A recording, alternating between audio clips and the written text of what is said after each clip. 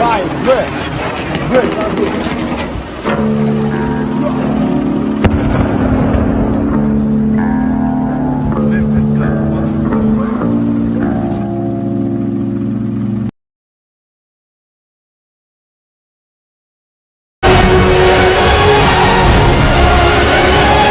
Shut your mouth, you'll do nothing. You'll do nothing. Not one of you'll do nothing. Get the out of here. Get the Even if I wanted to know what your body count is, you're never going to tell me your truth. Facts. So there's always a set number. There's no way I can actually know for real what your body count is, right? Oh, no. However, so that's why we use like other social cues as an indicator of your body count. Like I said before, how flaky are you? Okay. How respectful are you of my time? How loyal are you after I've had sex with you? Do you stick around? Do you respect my time after the fact? Are you flaunting your ass on Instagram after the fact? Like, are you replying to dudes in your DMs after we've smashed? There's like things we can look for as a guy that tell us if I can take you seriously or not.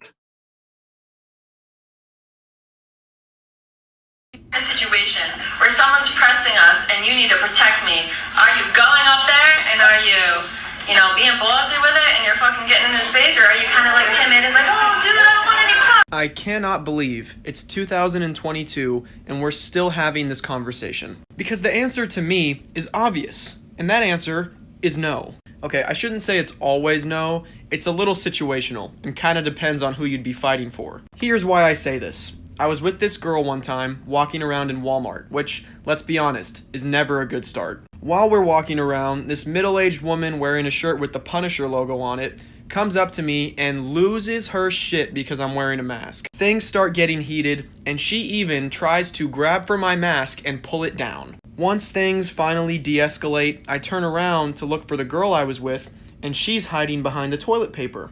We reunite, and she goes, "Wow, you didn't even try to fight back." And I'm sitting there thinking, what did you want me to do? Drop some 55-year-old lady in Walmart because she's seen one too many conservative podcasts? Then she goes, well, what if it had been me?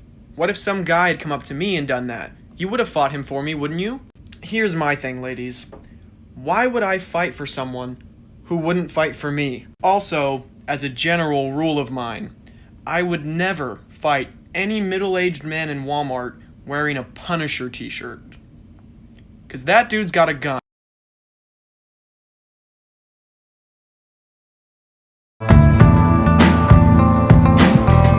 Yes, on the surface, women have it easy. Yes, they can pick and choose and go on as many dates as they want.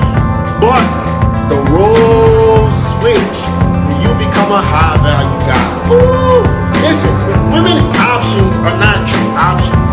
Yes, they have a lot of guys who are thirsting after them, but are those men ready to commit to full long-term relationships to these women? Probably not.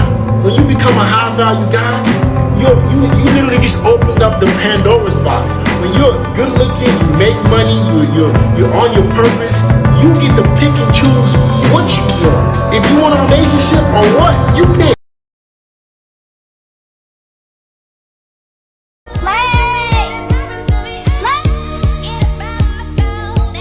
Never let your girl have guy friends. A shoulder to cry on becomes a glizzy to ride on. Stay woke. Woo.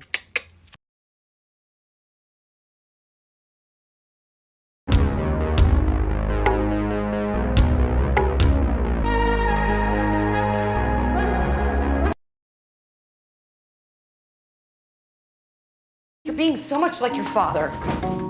Do not compare me to my father. I didn't compare you to him. I said you were acting like him. You're exactly like your mother. Everything you're complaining about her, you're doing. You're suffocating Henry. When we would lie in bed together, sometimes I would look at you and see her and just feel so gross. I felt repulsed when you touched me. You're a slob. You'll never be happy. And now lay her anywhere. You think you found some better opposite guy than me, and in a few years, you rebel against him because you need to have your voice. But you don't want a voice. You just want to fucking complain about not having a voice. I think about being married to you, and that woman is a stranger to me.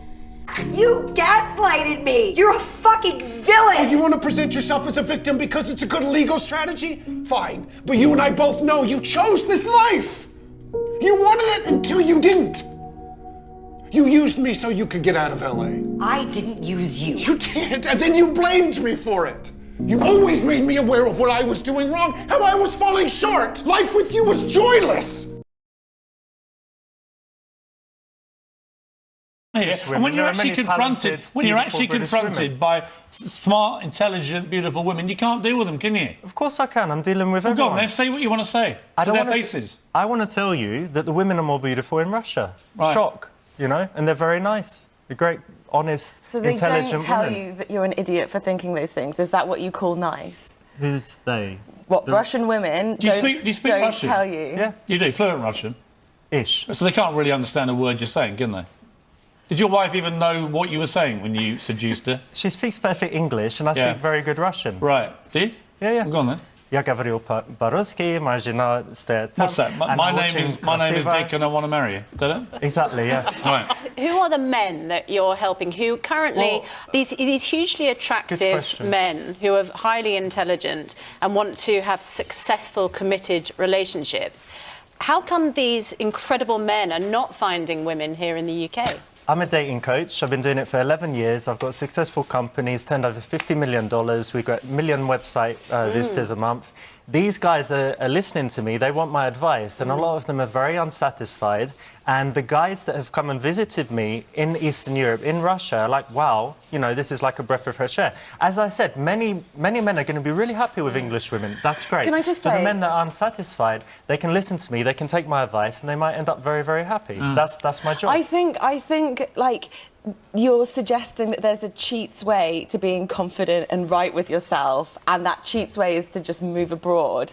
And in order to be, like, available in a relationship, you just have to do the hard work to feel right with yourself and be able to, like, show love to people and receive love. Like, there's not a cheat's way. You don't just move to another country and if you're healthy, you know, vegan, yoga, you know what, Richard, then probably you're going to find more people like that in LA. People are different all over the world. I think you are right to seek your future in Russia, because I think the chances of you ever having sex in this country again are zero. But it's been but you're married. Why would you say that? It's been fascinating having you giving us your views. Yeah, Rich, thanks very much, Felicity. Thanks very much indeed.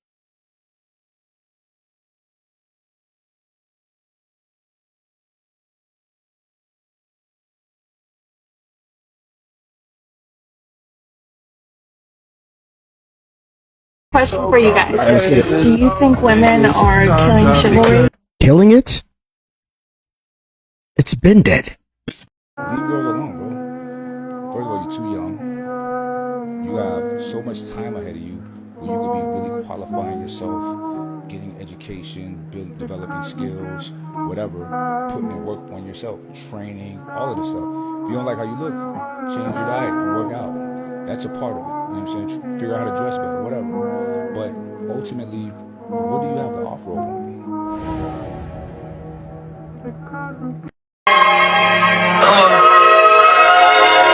Hold on, is that Ricky? Damn, son.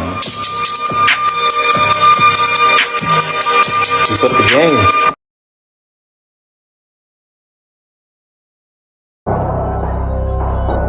Gone fuck that nigga, get it over with. Gone fuck that nigga, get it over.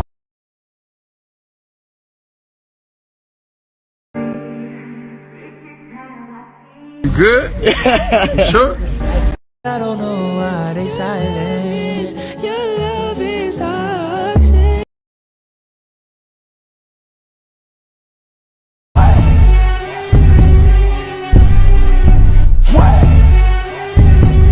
Did you ever check my phone while we were dating? Never. True. Never that. No, there's no reason. When I get in a relationship with someone, I give them all my trust, my 100% trust until you lose it. Yeah. Calling on you with a pick and roll. Young flame, he's sick on my. Yo, look at this toxic feminist bullshit right now. And you see this ring on my finger, and you see me at the bar, and think that if you buy me enough drinks, it means that I will go home with you. You, sir. First of all, she should not be at the bar at the first place if she has a husband like that. Like, why the fuck are you seeking male attention? Like, I'm gonna leave. Yeah, you're gonna use the guy too. You're such a high valued woman, bro. This girl, this marriage is not gonna work. Like, I'm sorry for the guy, but it's really because of her. Like, So, bring food.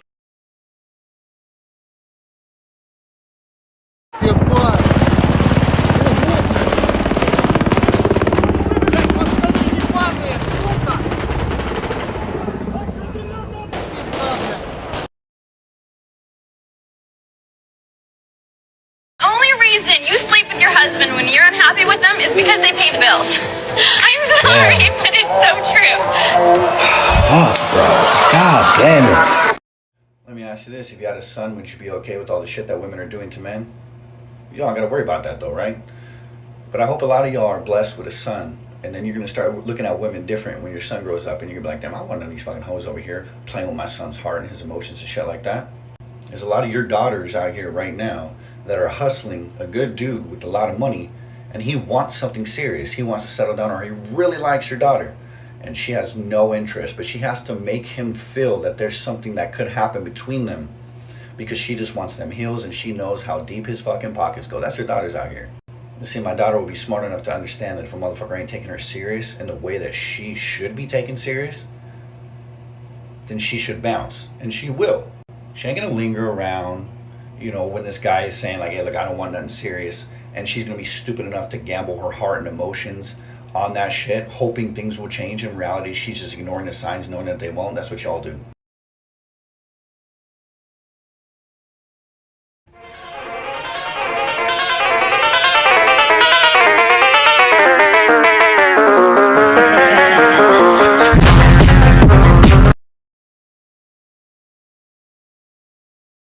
Time. Well, that's one of those things about one of those criticisms, right? It's like saying somebody can't take criticism. It's very difficult to come back from that. Yeah. So you haven't got an answer for it. That's great. I haven't got an answer about being entitled and overweight. You don't? Well, no, I think being entitled is blaming your lack of relationship success on an entire nation of women. I was very successful in England, very, very successful, but I noticed that every time I saw a beautiful woman and went to talk to her, where are you from? Oh, Sweden. Oh, Russia. There's oh, no the beautiful Ukraine. women in the UK. No, there are, I for think sure. that's A lot of them are foreign in London, and it's just comparatively, there are way more in Russia. So, you know, you walk down Oxford Street, you see a few beautiful women, many of them are foreign. You walk down the equivalent street in Moscow, it's like, my God, you know, they're everywhere. Do you think there were any other reasons why you weren't particularly successful with British women when you were looking for dates? I was very successful, like I said. But you've just said that most of the women that you were attracted to were foreign. So, you know, telling women that you're potentially going to date that they're entitled, overweight and moan all the time... I wasn't telling them that at the time, obviously. May not be the most successful chat-up line. It's not one I would recommend, but it was... this is like a process of my experience. I was in the UK until 2009. Then I travelled a lot. I've been to 60 countries. You know, I went to Brazil. They're very nice. I went to Scandinavia. Denmark's got very beautiful women. But when I went to Russia, I found the whole package, the looks, the character.